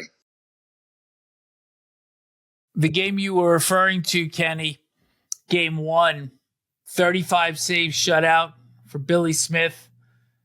Then you guys win game 2, 6-3. You bring it home, 5-1 win in game 3, 4 third period goals. And then to try to polish this off, 3-0 lead after the first in game 4. Trotz, you, John, Mike Bossy on a breakaway coming down the right side. Oilers get to within 3-2, but Kenny, empty net goal with $1.09 left. Smith is the Conn Smythe winner. And the story that I want to hear from your end, actually, Neil and I would like to hear this piece, is we have heard so much about what the Oilers learned after that 4th game. And they said, we had to walk past their locker room to get to the bus. And we're looking in, and there's families celebrating, and there's champagne, and there's all this other stuff. But the players themselves, it was rather subdued because of all of the wars that you guys had gone through to win these 4 cups at this point. And guys were on massage tables, and there's ice packs. And from your guys' perspective, is that exactly what was seen in your locker room? Yeah. Well, yeah, I think so. Go ahead, Ben. No, I was just going to say, I think what they saw was most of us would take off our jerseys and shoulder pads, but we'd sit there in our underwear for a while, just taking it all in. It was an exhausting series. So I have a pretty good idea of what they saw, and that's pretty much what they would have seen. Because none of us jumped up and ran to the showers right away. I don't recall that. They were a juggernaut. They were this young, cocky, very dangerous team. Everybody knew that they were the team on the rise at that time, and we had been through a lot of playoff wars. There was no doubt that at that time in the NHL, it was a harder path going through the Eastern Conference. We had to butt heads with the Bostons, the Philadelphias through those years, and they pretty much had a fairly easy run. Credit to them for being so good, but they didn't have to go through those kind of wars that we did to get to the finals. So I think when we met them in '83, that's why a lot of people thought they were going to win. They had all the rest. They had been challenged a whole lot. But I think us having to survive some of those previous series put us into that mindset. And as Johnny said, we were able to raise our game just enough to be a little bit better than them in that series. John, what do you remember most about the 4th cup and the exhaustion, the physical toll that it had taken on you? So I can attest to the Oilers learning from us, learning from that walk past our dressing room. I was lucky enough to play for Team Canada in '84 after the year that they beat us. And, I sat in the same dressing room as a lot of the players, Paul Coffey, Glenn Anderson, those guys. And they would say to me, boy, did we learn a lot from you guys. We learned a lot from what you guys did. And it helped them. There's no doubt it helped them. So when you get to the following year, 4 straight cups, only team that had ever won 5 was the Canadians from 56 through 60. And of course, the Canadian teams that preceded you, winning 76 through 79. You have a good regular season, 104 points, 50 wins. Beat the Rangers in overtime in Game 5 in the Patrick division. Kenny, here's your last overtime goal from along the right wing boards after Don Maloney tied it on somewhat of a disputed goal with 39 seconds left. And that one was arguably a high stick, but goals allowed to stand. You guys still managed to survive. You beat the Caps in 5. But in Game 1 of the final, you talk about defending, and very few people thought that the Edmonton Oilers could actually win a 1-0 game. And they did so. In the first game, Kevin McClellan scored the only goal early in the third period. Did you sense anything different about the Oilers at that point, that maybe, just maybe, they are coming of age? Because you do win game 2 very handily, 6-1. But then you got to go out there for 3 straight. And that was one of only 2 years that the NHL played a 2-3-2 in the final. So you're going out there 1-1, but now they're looking to put their stamp on this series. Well, first of all, I don't know who came up with the idea that you're going to play a 2-3-2. I mean, that's ridiculous. And I still say that we would have won Game 5 on home ice without a doubt. That was the most unfair situation. And I was actually quite upset at one point because there was with Bill Torrey, because I'd asked Bill, I said, the great negotiator, Bill Torrey, how the hell could you be out-negotiated on something like that? I mean, if it were the other way around, we'd be praising you. But how, and I still don't know how it came down.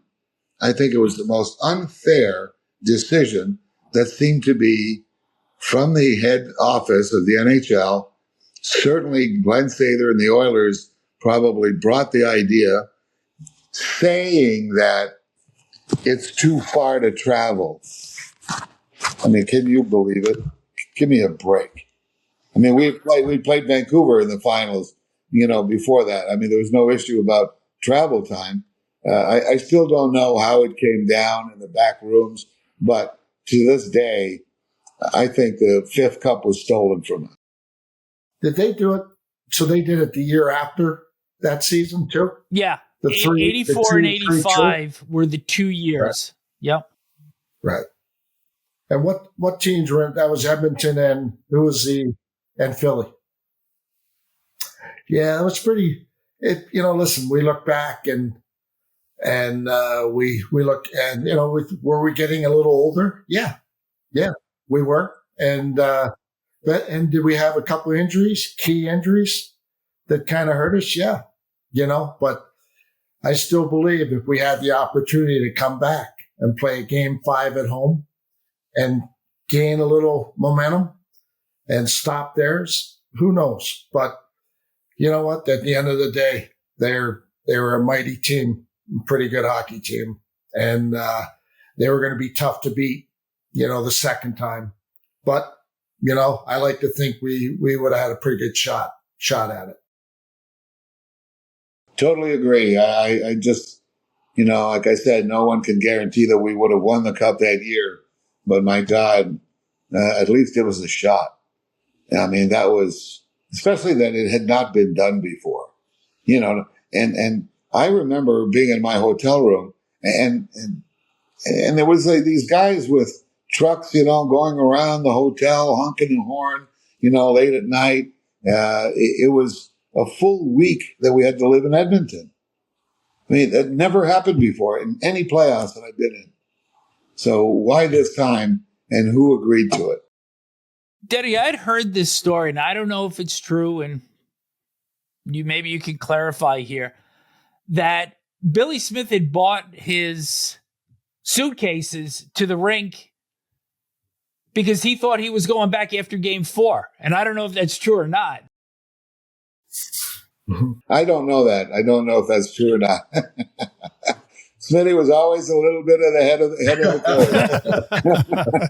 curve. But you talk about, when we did beat Edmonton, I mean, Smitty was unbelievable. I mean, the goaltending was incredible. He was incredible. And fun to play in front, right, Kenny? Because he didn't have to worry too much. I mean, he'd stick guys with his stick and push and shove. And, he was the goaltender and part defenseman all at once. Yeah. A little thing going with Glenn Anderson also going back to 83. Right. There you go. Yeah. So, yeah. Yeah, it was simple to play in front of Billy. He just wanted you to clear guys out in front, and keep the shots to the side. If you did that, he says, I'll do my job. And he did it so well. And the other thing I really loved about him is that he would never really shoot the puck around the boards, or anything like that. I mean, he'd always deposit the puck right behind the net so that when we came in, not only did we have easy access to the puck, but we were protected right away. He was never known to be a great puck handler, but I'm telling you, on the inside, he handled the puck perfectly so we could go pick it up and still be protected. And he would use the butt end of his stick. He'd stick it out a little bit, and that gave us a little more protection as well. I have a video on my phone to this day of, I think it was Larmer. It was definitely Lanny McDonald and Billy Smith, and it was at the Nassau Coliseum. And something went on between Lanny and Billy Smith dropped his gloves. And Larmer, of course, being the defenseman, came in to go after McDonald to say, he can't fight my goalie. And Billy Smith pushed him out of the way to get into the fight with Lanny McDonald. It was a hell of a fight. But just the fact that the defenseman wasn't able to go in and say, no, get away from my goalie. Billy says, get out of here. Well, he used to tape that. He had that stick, and most goalies would saw it off where their knob was. But Billy had that. He had his knob, and then he had another 5 inches of sticking up there. And I think they changed that rule after Billy played because he caught a lot of guys coming skating by the crease. He would give that quick jab with the end of his stick. And the one time Lindy Ruff, he did to Lindy Ruff, and Lindy turned around and went right after Billy, just tackled him and went. Yeah, I remember that. Wow. Yeah. Well, Billy was well known for those kinds of battles when he was playing junior hockey in Smith Falls. I think that may have started the Battling Billy kind of moniker. Well, and after he had slashed Gretzky up in Edmonton in those first couple games there with swinging a stick behind the net, you guys probably remember that. I think it was in game 1. Because we were in Edmonton the next day, and the front page of the newspaper, much like the New York newspapers, they had a full page photo of Billy Smith, and they had bullet holes in the photo, and the headline said "Public Enemy Number 1." Can you imagine in today's world if somebody did that? Like, yeah, Public Enemy Number 1. It had bullet holes and Billy's picture. Of it. Yeah. You guys fought this to the end. Lose game 3. Messier makes the great move on Gord Dineen to tie that game. It ends up 7-2. Gretzky gets his first 2 goals ever in the Cup final in game 4, 7-2. You guys go down 4-0 after 2 periods in game 5, the elimination games. But a young guy named Pat LaFontaine scores twice, and you guys pushed, and you just couldn't get any closer, and then Dame Lumley hit the empty net with 13 seconds left, and it's over. But to have still had that much left in the tank after 4 years of winning the Stanley Cup, 99 playoff games that you guys had played in that year, and there was also the Canada Cup in 1981. That was built into the mix. To have played that much hockey, to have been that valiant right to the end, when it's all said and done and you're in the locker room, the dynasty is done. But what is the sense? Can you even appreciate the accomplishment of what this team had done and what it represented in hockey history? I don't think you can use the past tense. What does it represent that we won 19 consecutive playoff series? That is now. That'll never be beaten. And, so all of us can look back at our accomplishments. And as I said, they will never be equaled or beaten. That loss hit me hard. I hadn't lost, since 1979, basically, from the Olympics to the Islanders and then to a fifth final. And you would have thought, okay, it's tough, but it's not devastating. That was devastating to me when we walking in the locker room. I kind of knew, all of a sudden I knew how other teams felt when we knocked them out. But to lose in that fashion, but we just literally ran out of gas. No excuses. The way I like to describe it is they were a great team and it was their time, like we had our time. But that was a hard one for me. It was tough to see, and we were without a lot of guys. If you look back at the stats, we had a lot of guys that missed a lot of games through that playoff run. A lot of our regulars were dealing with injuries and stuff, and not to take anything away from them, but we just ran out of gas. Yeah. Well, for Kenny Morrow, he had never lost. He was a winner. Kenny wrote a book that I say everybody should read because, I mean, all through his years in college and, right, Kenny? I mean, Bowling Green, you were winning championships, and you come to the Islanders in 1980, and you get the gold medal at the Olympics in 1980. Then you come to us and you win 4 cups in a row. It's a great, great story about a guy who just kept winning at every level he's ever played. So I read your book. I'm happy to report that it was really, really interesting and incredibly unique, as you know, and that's why it was written. Well, honored that you wrote the preface for it, and what I have told people recently. I just said it all just felt normal. I don't know about you guys, but like when people asked me to write the book, I said I don't feel like I did anything special. I just felt like through those years, it just felt normal to be winning, coming to the rink and winning games and winning playoff series. And I don't know if that's the way you guys felt about it, but it was something that we just did for a long, long period of time. Yeah. Well, it's very unusual because I know Johnny and I, we suffered through some pretty tough losses. And I'm thinking of 1979 when we lost to the Rangers. That was brutal. So, but your book is amazing, and congratulations on definitely being a winner.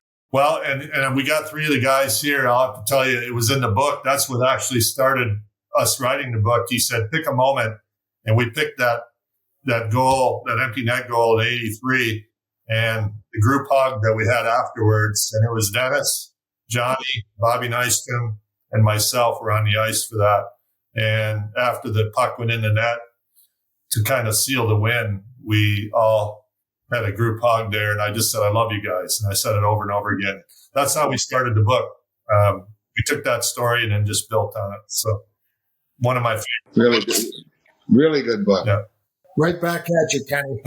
Right back at you. Tremendous. Yeah. Tremendous book. Thank you. Great job. I got to ask you guys a question that, the Rangers 94 Cup for me has grown in 95, 96, 97. People were just like, you're no big deal. You got to win it again and da-da-da-da-da. And it's like they didn't appreciate it at that time as much as they do today. Today, you're like a mythological figure out there. And I just wonder if that's the same for you guys. If at the time you felt like, I wonder if they really realize what we've accomplished last year or 2 years ago or 3 years ago, whenever it was. But today, do you feel like you're more appreciated today than you were when you were actually doing it? I don't know if I'm more appreciated, but I don't think it actually sinks in until many years later what you've been able to accomplish. You have other things in your life that take over after you finish playing, and it's not. I think it's through the lens of a lot of years that you're able to look back and really appreciate what you were a part of. Yeah, and you see how it's not even going to be close in terms of the team accomplishing what we did. It's never going to be close. 19 consecutive playoff series. And, also in a time when there was a lot of real good competition out there. The Gretzkys, the Bobby Clarks, on and on, I just feel very fortunate to have been part of it. And I'm so proud of that era. I don't see, of course I'm biased, but I don't see any team being able to come close to the accomplishments that we had in the early 80s. John? As you get older, you definitely, you have those moments where you have to shake yourself and say, holy jump, and look what I was a part of. How lucky was I to play with great teammates like those two guys and the rest of our teammates. Tremendous opportunity. My first day at training camp with the New York Islanders, I walked around that area, when we had 60 guys at camp, and I looked at Dennis and looked at Bobby now and Kurt Gillies, and I said, how the hell am I going to make this team? I was worried that I wasn't going to make this team, but they had a plan, they had a place for me, and I'm so lucky and blessed that they gave me the opportunity to be a part of this team. And you just, as you get older, you think about it, it makes you feel good, right? That you accomplished something of what we watch today. And we watch these guys on the ice today trying to win a Stanley Cup. And you go, not that easy, huh? It's really, really, really hard. But Johnny, weren't you already signed on a one-way deal? I was, and I always felt I had to earn my time, right? And I was really intimidated that first season. John, you got a chance to put another dagger into the Oilers in 1986 when you were playing with Calgary. And it's the famous Steve Smith banking it off of Grant Fuhr's leg and back into the net, which propelled you guys into the final with the Flames. And I just wonder, you're a lot older by then, and you'd been through these great times with the Islanders. How did that whole thing feel to you at that point? You were getting later in your career, but you had another chance to win another cup. Neil, it felt really good. And I'm going to tell you, we had, we played Montreal in the finals. The toughest part for Calgary at that time was getting past Edmonton. And we finally accomplished that as a team. And now we're playing Montreal, and I'm looking at our dressing room and I'm saying, wow, we're pretty talented. I wish I would have been, I know I said it many times, but I wish I would have said it more, much along the lines as Butch Goring telling us when he came to us how good we were as an Islander team. The Calgary Flames were extremely, extremely good. We had great young talent. But on the other end, you had Patrick Waugh and an experienced veteran Montreal Canadian team that outgritted us at the end. Not out-talent us, but and it's hard, right? It's hard so you can relate it to the Oilers playing us, talented. What else do they need to get to the next level? And for Calgary, it took them another 2 years to realize, hey, we're back again, and we have this opportunity. And we are, they learned a lot from that playoff against the Montreal Canadiens. And that ended up being the only visiting Stanley Cup winner in the Montreal Forum. Wow. That Calgary team. Right? Wow. Yeah. Wow. So I just want to ask a personal question of each of you guys, because I've been thinking, I've really so much enjoyed this. Ken, if I could start with you. I'm sure you get asked stupid questions all the time, and I'll try to make this one intelligent. But when you beat Finland and you knew then that you'd won the gold medal, I know that everybody thinks about the Russian game as being the time when there was a huge celebration and all that. And I think a lot of people think that's when you won the gold medal. And we all know that's not. You had to beat Finland. When you beat Finland and you knew you'd won the gold medal, when you beat Philadelphia in overtime that afternoon and you knew you'd won the cup, I know you said you feel relieved. But what were the two feelings like? Can you compare the two at all? It's hard to compare the two. I've been asked many times what I like better, and I like to say I love them both.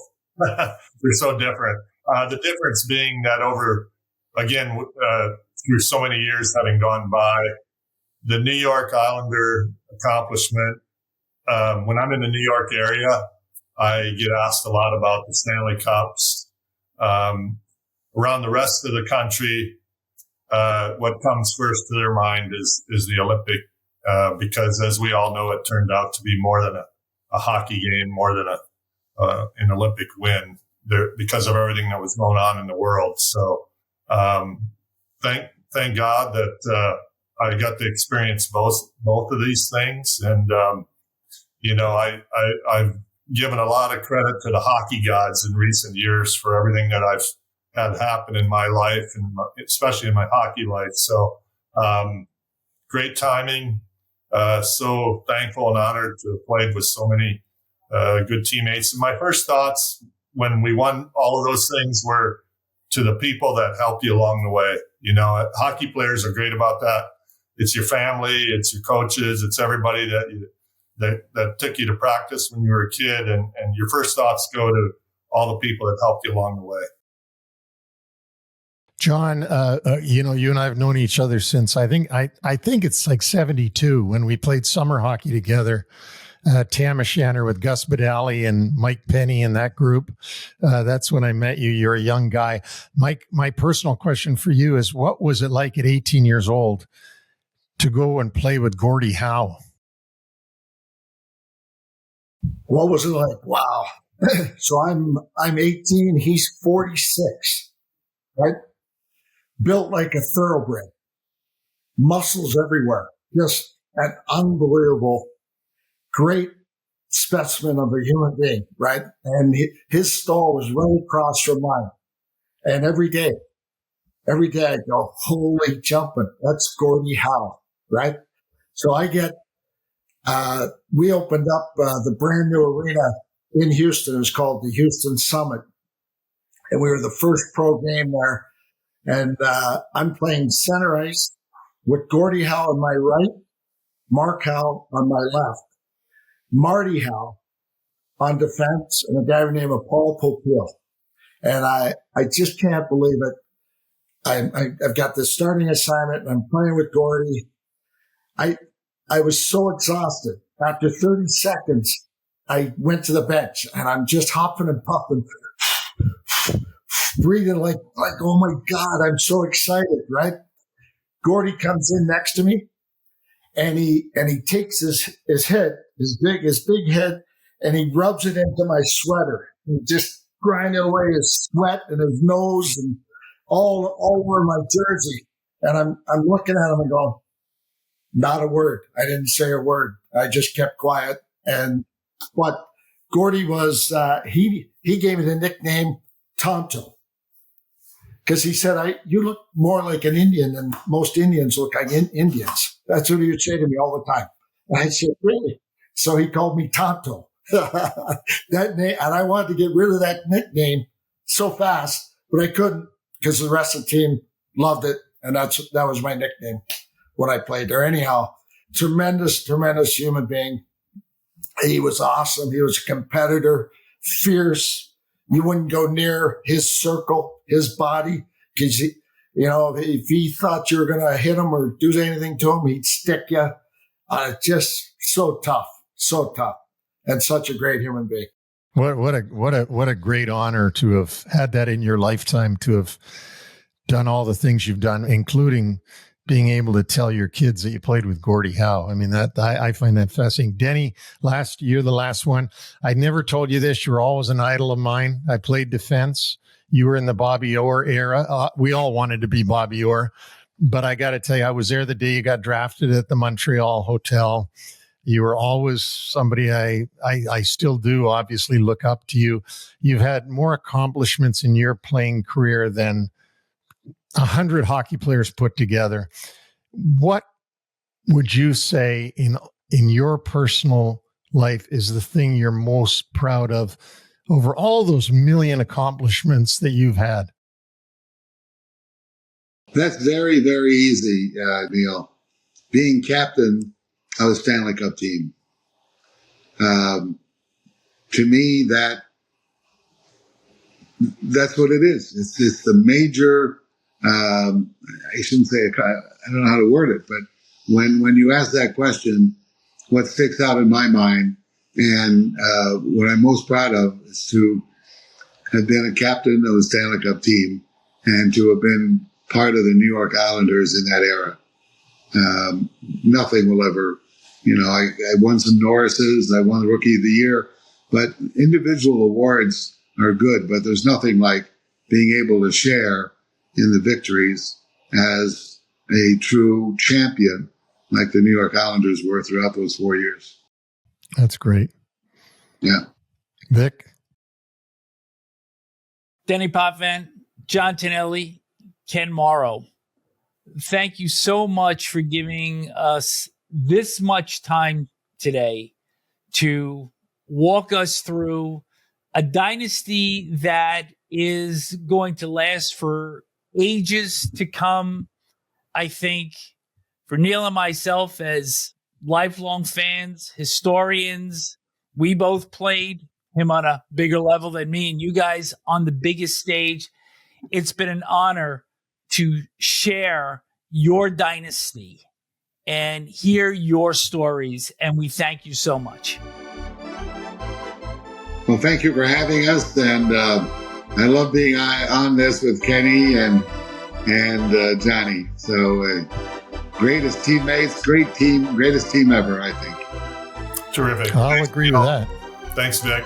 Thank you, guys. Thanks, Great guys. seeing you, JT. Really Dennis. appreciate it. Thank you. May 24th, 1980, the start of the dynasty 45 years ago. Ouch.